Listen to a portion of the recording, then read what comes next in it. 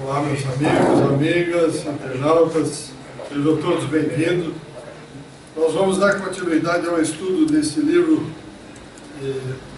O Espiritismo e o Protestantismo, pois é um debate que houve em 1908 entre Karl Barth Schutel e o professor Faustino Ribeiro Júnior, através de um jornal periódico, não sei se era semanal ou quinzenal, lá em Matão. O professor Faustino passou pelas lides espíritas, mas passou assim como um furacão muito rápido e não ficou, e foi para o protestantismo. O que nós estamos vendo é um embate muito civilizado que ocorreu no jornal. E hoje, então, no capítulo 17, vamos ver o que é que Karl Barth Schutel fala na continuidade dos estudos e que vai rebater o professor Faustino.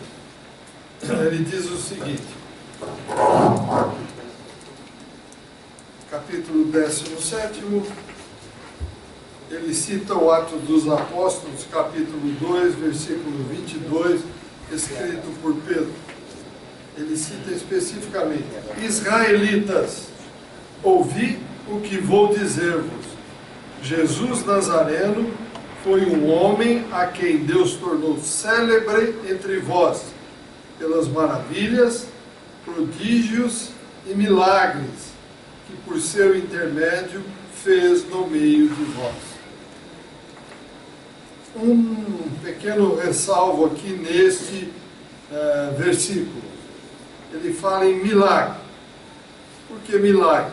Apesar de ser um espírito com uma elevada evolução, que reencarnou com o Cristo, naquele momento, naquela época, ainda se falava em milagre, como se fala hoje, e ainda hoje se acredita que existe milagre. Milagres não existem. O que existe são fenômenos que nós desconhecemos. Por isso, nós, na nossa pequena sabedoria, quando vemos algo diferente, milagre, milagre, não existe. Nós poderíamos gritar, puxa, desconhecimento, explica para nós como é que funciona isso. Porque não existe, o próprio Cristo disse, eu não vim derrogar as leis do Pai, ponto. Por que vai existir milagre? Milagre é deixar de lado as leis de Deus, e isso Cristo não veio fazer. Então, só uma pequena ressalva aqui. E aí Karl Barth entra dizendo o seguinte: desobrigando-nos do compromisso que anteriormente tomamos, vamos dizer aquilo que pensamos sobre a missão de Jesus Cristo e a sua personalidade frente aos evangelhos.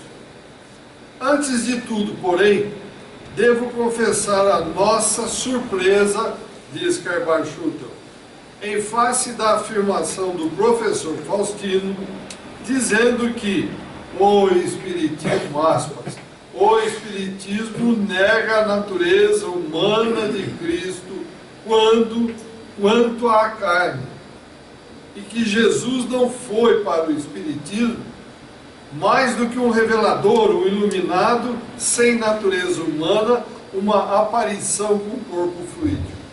Isso é o professor Faustino falando, não é Karl Barth Schutel, meus amigos. E aí ele vem e diz o seguinte enfaticamente: esta afirmação prova mais uma vez que o ilustre moço, professor Faustino, não leu as obras de Kardec e as está combatendo sem conhecimento e por esporte. Vamos falar, deixa eu falar. No capítulo 15 da Gênesis segundo o Espiritismo, que trata dos, entre aspas, milagres do Evangelho, Allan Kardec se define muito claramente, de modo inverso, diferente do que afirma o professor Faustino. E assim diz Kardec: Jesus teve, como toda a gente, um corpo carnal e um corpo fluídico, como todos nós temos, o que atestam os fenômenos materiais e os fenômenos psíquicos que lhe assinalaram a vida. Completamente diferente. Tem nada a ver o que diz o professor Faustino. Cristo foi alguém como nós. Só que era um espírito tão elevado, não precisava comer churrasco, que nem nós gostamos. Precisava comer feijoada, como nós gostamos, pela nossa pequenez, pela nossa pouca elevação. Então nós precisamos dessas coisas muito pesadas, muito grosseiras. Cristo bastava uma frutinha, uma tâmara, tudo isso, o restante ele absorvia do universo, direto, pela sua elevação. Então ele foi uma pessoa como nós. Nasceu como nós nascemos? Sim, nasceu como nós nascemos. Essa história de que teve um anjo, pode até ter tido a revelação, mas José dormiu com Maria, Jesus foi fecundado, foi gestado no útero de Maria e nasceu regularmente, como todos nós nascemos aqui. Ele falou: eu não vim derrogar as leis do Pai, eu vim cumpri-las. Por que ele ia ser diferente? Continuando. Estas palavras, diz Carbacho, são categóricas e nem tem como dar um sentido ambíguo a ela. Allan Kardec, ao contrário do que diz o professor Faustino, repele a ideia do corpo fluídico, ou corpo fluido.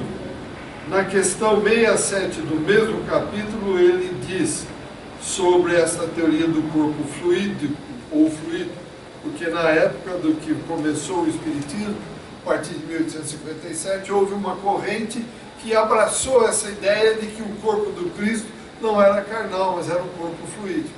Então, ele diz aqui taxativamente o seguinte: esta concepção sobre a natureza do corpo de Jesus não é nova. No quarto século, ou seja, no ano 400 da nossa era, Apolinário de Laodiceia, chefe da seita dos apolinaristas, pretendia que Jesus não tivesse possuído um corpo como o nosso, mas um corpo impassível que descera do céu no seio da Santa Virgem, e não nascera dela, que por essa forma Jesus não havia nascido nem sofrido, e que só morrera em aparência. Os apolinaristas foram anatematizados no concílio de Alexandria, no ano 360 da nossa era. No concílio de Roma, no ano 374, e no concílio de Constantinopla, no ano de 381. Então veja, a própria igreja rechaçou isso em 3 concílios. Então como é que nós vamos ficar imaginando que Jesus descera do céu no seio da Santa Virgem e não nascera dela? Uma outra corrente, os docetas, seita numerosa dos gnósticos, que substituiu durante os 3 primeiros séculos, também tinham a mesma crença.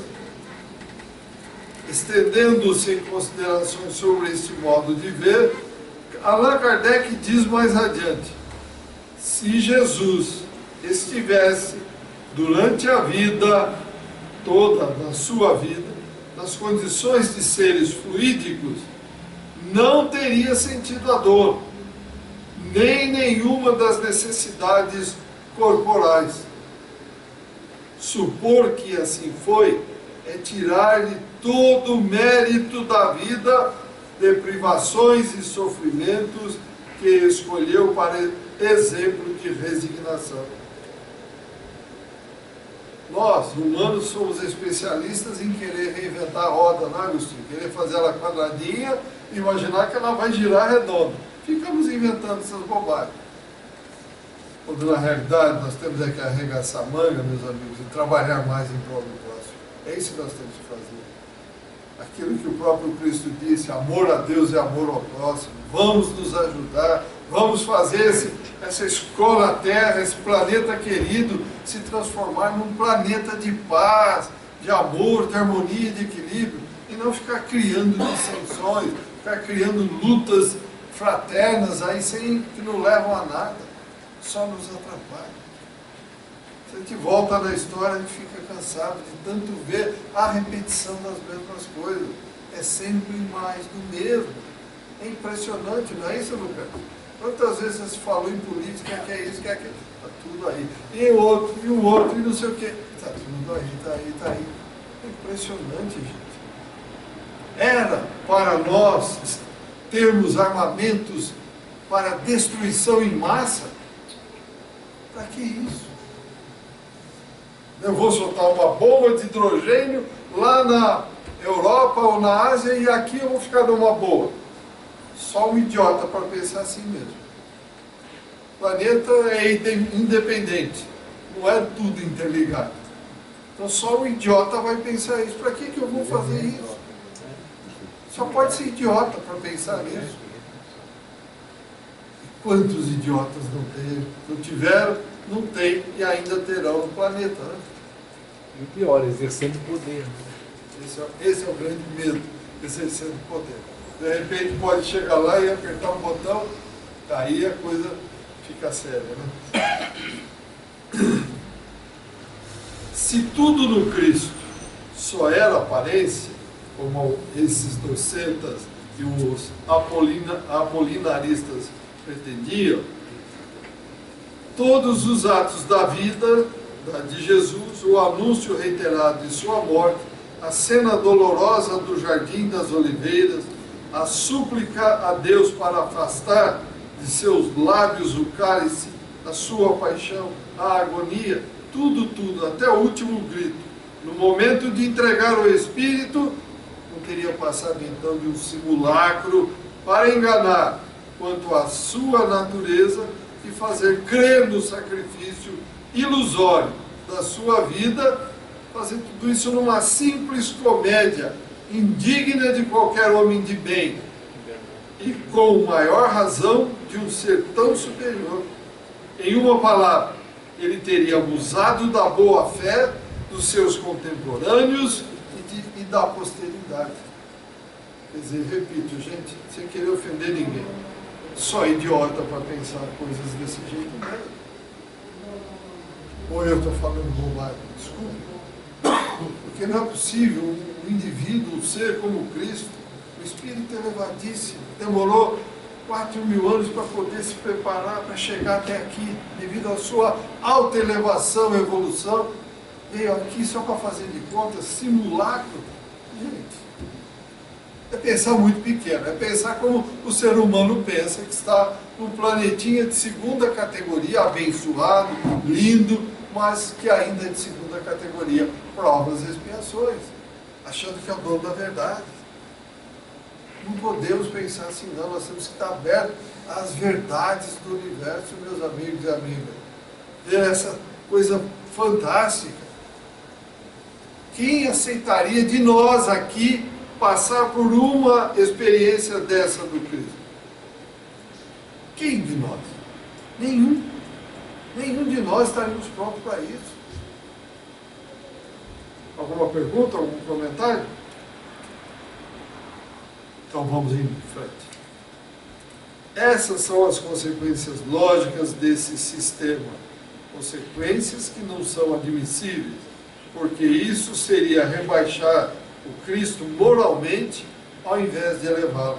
Tudo isso aqui são palavras de Kardec. Não são palavras nossas, não. Está lá no livro dos médiuns. Se nós quisermos entender um pouquinho, é só buscar isso.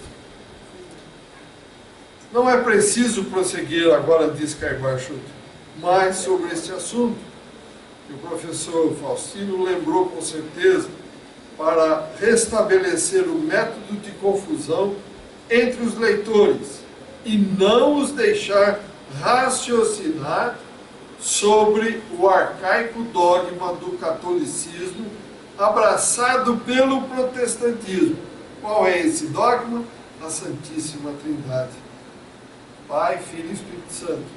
E e pelo qual Jesus foi deificado, ou seja, por esse dogma do catolicismo, Jesus foi tornado Deus. Jesus não é Deus. O universo é Deus, Espírito e matéria. Deus criou os Espíritos para trabalharem na matéria, crescerem, aprenderem e um dia voltar para Ele. Não é para ver anjo tocar harpa, não, hein? Por favor, pensem nisso. É para trabalhar, trabalhar e trabalhar. O universo não para, é trabalho incessante, constante.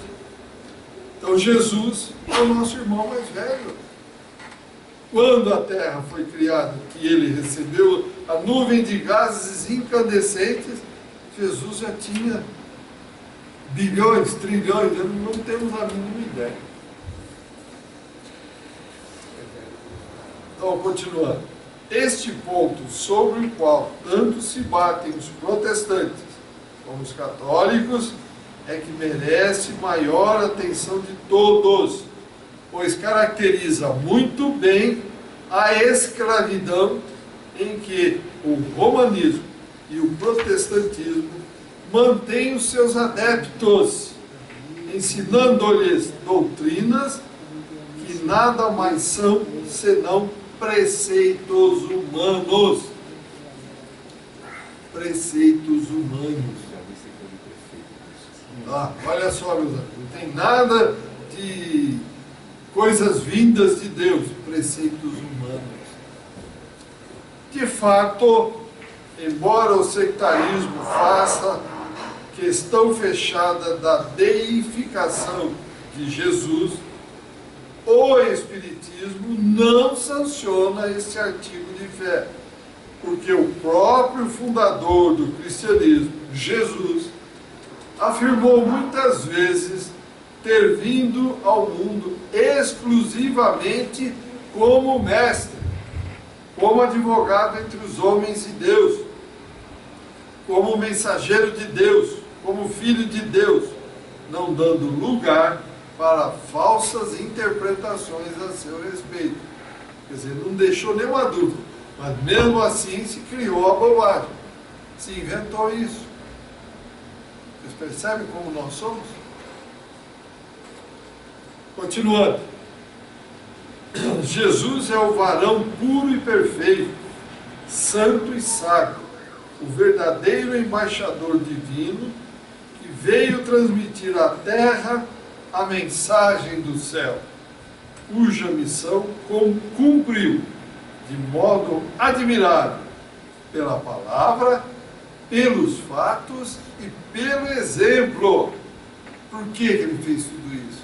Para que assimilemos essa palavra e possamos nos esforçar a fazer reproduzir esses fatos e sigamos o exemplo de sua vida, vida de devotamento e sacrifício pelo bem geral, pela coletividade, pelo bem geral, pela coletividade. O que nós vemos hoje, meus amigos e amigas?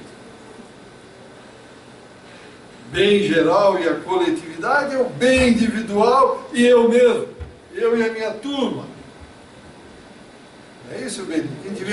Estamos cansados de ver notícias sobre o mundo político, aí sai do mundo político, vai para o mundo A, mundo B, mundo C, todo tem as falcatruas, todo mundo pensando em levar vantagem. Mesmo no mundo religioso, todo lugar, todo lugar. As vantagens.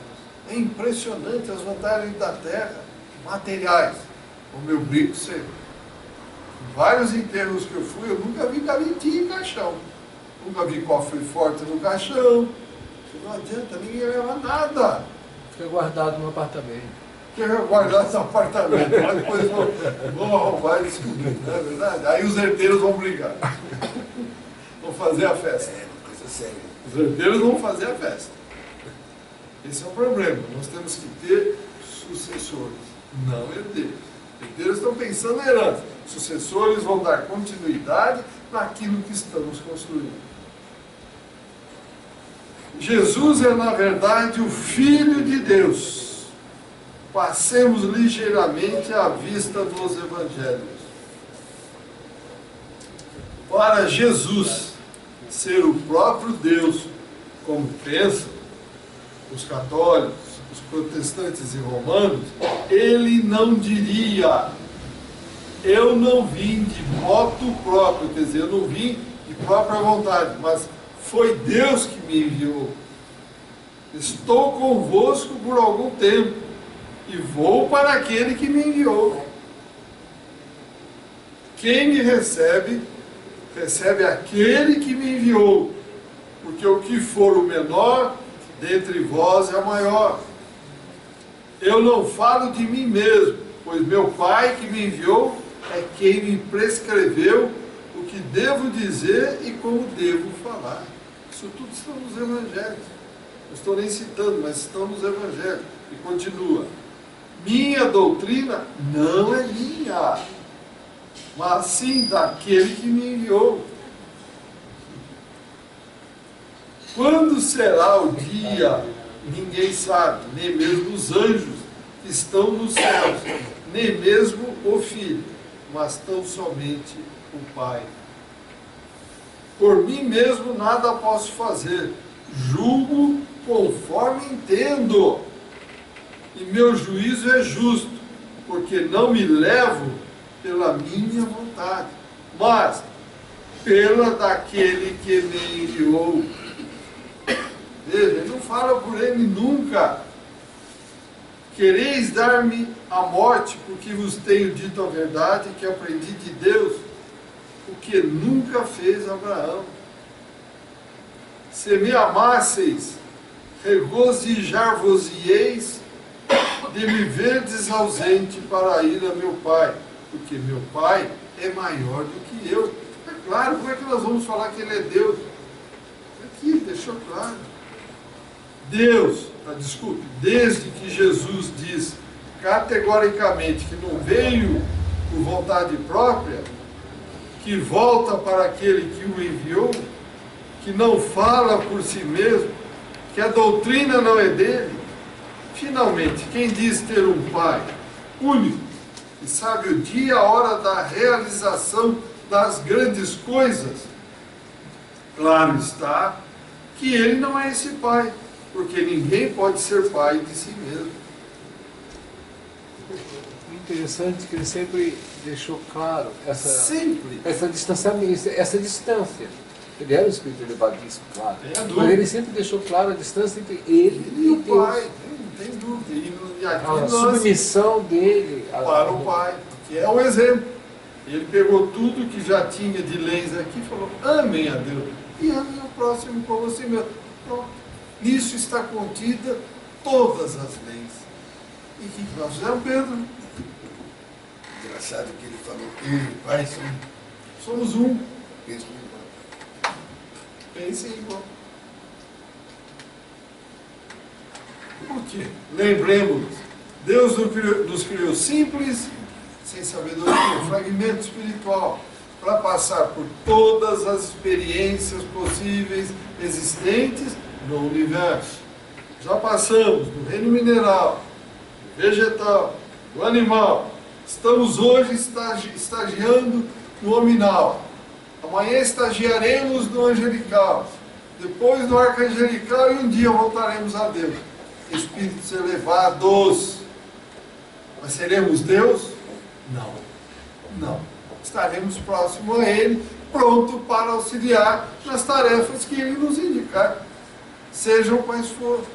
Okay? Teremos condição, teremos conhecimento, teremos moral para fazer qualquer coisa que precisar no universo, que está em contínua e constante expansão, e que a todo momento Deus cria novos fragmentos de espírito. Então temos muito trabalho, meus amigos e amigas. Perguntas, comentários? Então vamos em frente. Depois de sua passagem para o além, Jesus aparece a Madalena e lhe diz: não me toques, porque ainda não subi a meu Pai, mas ide ter com meus irmãos e dize-lhes da minha parte que subo a meu Pai e vosso Pai, a meu Deus e vosso Deus.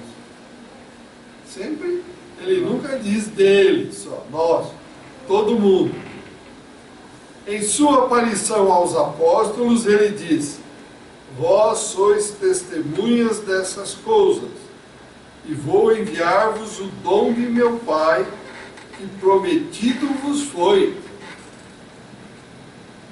Então, as palavras de Jesus, diz Caimar Schutter, durante a sua vida e depois da morte, acusam uma dualidade de pessoas perfeitamente distintas, ao mesmo tempo que o profundo sentimento de sua inferioridade e de sua subordinação com relação ao Ser Supremo.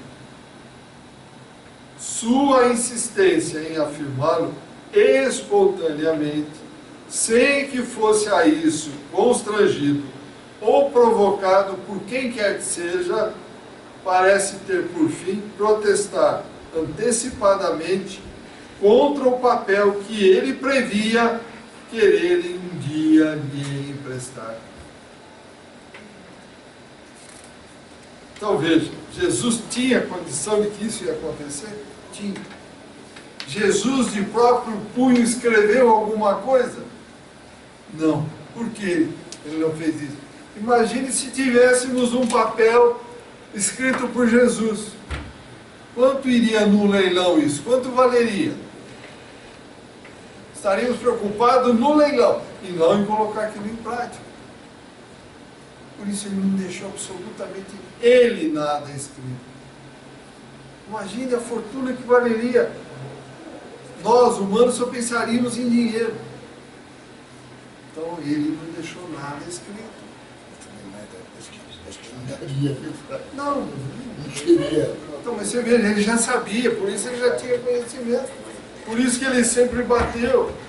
Eu e o Pai somos um. Sempre eu e o Pai. Nunca ele.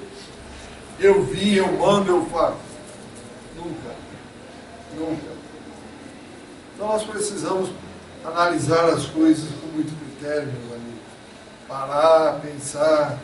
Não é, chega de ser manipulado, chega de ser marionete. Quantas encarnações já fizeram isso conosco? Ele mesmo disse: eu volto para o Pai e vos mandarei o Consolador. Mandou. 1857, Allan Kardec colocou tudo em ordem aí, trouxe a doutrina espírita.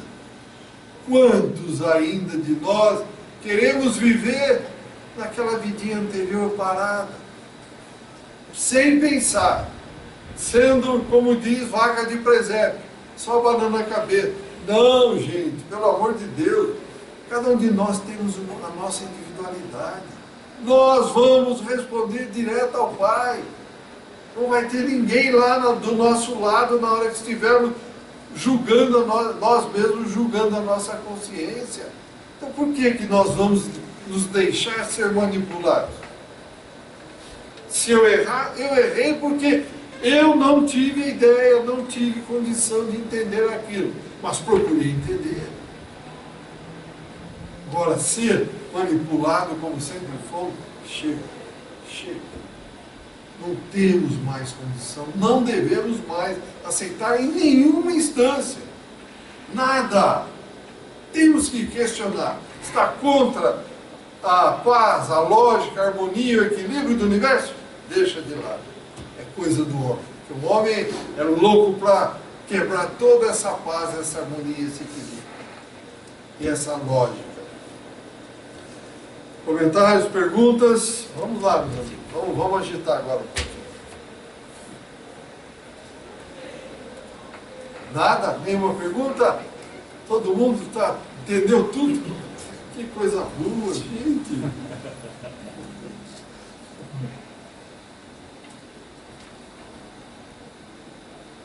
Uma coisa que sempre me chamou a atenção em leituras bíblicas foi a questão da memória dos evangelistas. Eles terem escrito tudo aquilo de maneira quase que absolutamente coincidente, um não contradiz o outro, né? Agora usando diferentes palavras, tentar sobre traduções, tal. Mas me chamou a atenção a memória. como que eles se lembravam, talvez exatamente ou muito próximo das mensagens que Jesus falava, que Jesus jamais escreveu mesmo, né? Como eles guardaram tanta, como é que o Chico, tanto diálogo, como é que o Chico guardou tanta coisa e escreveu tanta coisa? Mediunidade, meu jovem. Mediunidade. Não, é a conclusão que eu mesmo cheguei. Não, eles só podem ter sido médios. Mediunidade, eles eram médios de alta elevação. Tanta coisa, e que receberam isso, talvez até do próprio Cristo. Por que não? Porque não há contradição entre eles. Não há. Um confirma o que o outro fala. Exatamente isso. Usando palavras diferentes, mas um confirma o que o outro fala. Dentro do seu estilo, do seu modo. O Chico escrevia o livro de uma forma. Se você pega o outro escritor, ele escreve da forma dele. Mas se você olhar no fundo, as ideias, elas encaixam, são válidas, são as mesmas ideias. Têm a mesma validade. Assim foi feito. Então isso provou, mais uma vez, que a mediunidade é uma faculdade que todos nós temos. Todos nós temos. E não é uma faculdade moral. É uma faculdade do corpo, como está lá no livro dos médiuns, tá? A moralidade é que vai fazer com que você leve para cá ou leve para cá. Você é que vai escolher a sua mediunidade. Porque no momento em que Jesus estava sendo crucificado, ele disse várias coisas, né? E segundo o relato bíblico, apenas João estava ali com Maria, né? Como que os outros sabiam o que ele falou? Né? E também relataram as mesmas palavras. Né? E lembre-se que tudo que foi escrito, Cristo morreu no ano 33. Os evangelhos começaram a ser escritos por volta do ano 57, 58. Muito tempo depois. Houve um tempo aí, um lapso de tempo. E como é que eu lembrar com detalhes? Mediunidade. Porque no universo, tudo que ocorre está tudo registrado. Nada se perde, tudo está registrado. Nós não temos condição, mas do mundo espiritual você consegue voltar e ver toda aquela situação. Está registrado. Como funciona? Hoje não sabemos explicar, mas um dia saberemos. Certo? Está lá arquivado na memória do tempo aí, em algum lugar. Você vai lá, você vê tudo aquilo que passou com Cristo. Estará registrado, por exemplo, nas memórias daqui do planeta, tudo registrado. Mas como acessar? Não temos condição ainda. Somos muito rasteiros, muito pequenos ainda, só olhando para o chão, pegando a matéria, é meu. Esquece que já isso aqui fica tudo aqui, o que importa é lá, que aqui já estivemos milhares de vezes e não aprendemos ainda, estamos aqui apegados à matéria. Lamentável. Então, a mediunidade é uma coisa fantástica. Todos nós temos. Uns desenvolvem para incorporação, para receber espíritos, outros para receita, outros para doação de fluido, dar um passe. Quantas benzedeiras existiram no passado? Ia lá, benzia, o que era isso? Nada mais do que um passe doando energias. E quantas foram queimadas como bruxas, né? Então, tudo isso é mediunidade, desenvolvendo a mediunidade. E aí entra o magnetismo. Então está doando de si essa energia boa, essa energia positiva que possui.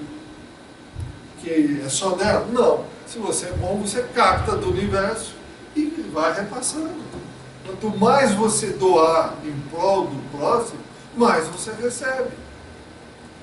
Só tem essa forma. Se você quer se elevar, quer estar melhor, dê de si o melhor para o próximo. Mas que essa não sabe o que essa fez. Porque senão não serve para nada, não tem sentido nenhum. E aí você vai estar cada vez mais reenergizado. E é isso que nós estamos aqui para aprender. É isso que nós viemos fazer, mais uma reencarnação aqui na Terra. Naquela época, tinha muitas manifestações mediúnicas por todo lado. Tinha muitas manifestações. Vendo o livro do Paulo, às vezes percebo quanto tinha de manifestação, esse Paulo escreve, né? Tinha muita manifestação. E a manifestação mentirosa também, que é o caso do Tinha, como tem hoje, né? Hoje tem bastante. Hoje tem, né? além das mentirosas, tem aquelas provocadas pelos espíritos trevosos, em que a gente, como não se prepara, acha que o que está ouvindo é verdade e quer colocar como verdade. Apesar de ter amigos dizendo para você, olha, cuidado, isso não é verdade, analise. Não, mas ele falou, é verdade, isso é verdade. É complicado. Fora as propagandas nos postes, né? Procure fulano ou fulana de tal, vai ser feliz no amor, vai ganhar dinheiro, vai recuperar o marido, a esposa, promete tudo, né? E tem gente que vai. Vai, cuidado, porque tudo que você faz desta forma, você tem que pagar depois. Não fica de graça, não. Fora pagar a pessoa que está lá. Não, é só pagar o valor da menina ali, ou do rapaz que fez. Estou falando com os espíritos. Você vai ter que se ajustar com ele. Porque ninguém vai te fazer nada de graça, não. Você vai querer ele faz, mas depois ele vai te cobrar. Não, eu não quero, eu não quero. Você já pediu, agora me paga. Não, eu não sabia. Mas como não sabia? Que história é essa? Está feito. Está feito? Mas é incrível como na rua existem pessoas distribuindo esses papelinhos em todo lugar, toda a cidade. Eu já vi isso em todas as cidades que eu conheço. São tantas. Cristo foi claro para todos nós. Conhecerás a verdade, e a verdade vos libertará da ignorância em que nós estamos. As pessoas estão dispostas e querem se libertar da ignorância? Estado mental, quer ficar nesse estado, deixa como está para ver como é que fica, está bom assim. Infelizmente. Mais perguntas, meus amigos? Então, muito obrigado a todos, saúde, paz e até o próximo encontro. Agora é o visual.